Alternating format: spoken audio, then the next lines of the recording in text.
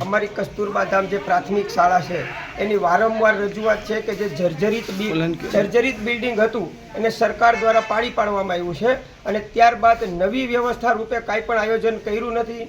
અમારી school management અને ગ્રામ પંચાયત દ્વારા વારંવાર રજૂઆત કરવા છતાં એના કોઈ નક્કર એક્શન લીધા નથી, જેથી કરીને અમારા બાળકો છે એને બહાર લોબીમાં અભ્યાસ કરવો પડે છે। વરસાદી વાતાવરણના લીધે અત્યારે બહાર બેસાડવા પડે છે, રૂમની વ્યવસ્થા છે જ નહીં। 1 થી 8 ધોરણ સુધી અત્યારે અમારા અહીંયા અભ્યાસ છે અને અત્યારે ખાલી 2 જ વર્ગખંડ અવેલેબલ છે અને 10 શિક્ષકો છે, તો આમાં કઈ રીતે એમને અભ્યાસ કરાવો?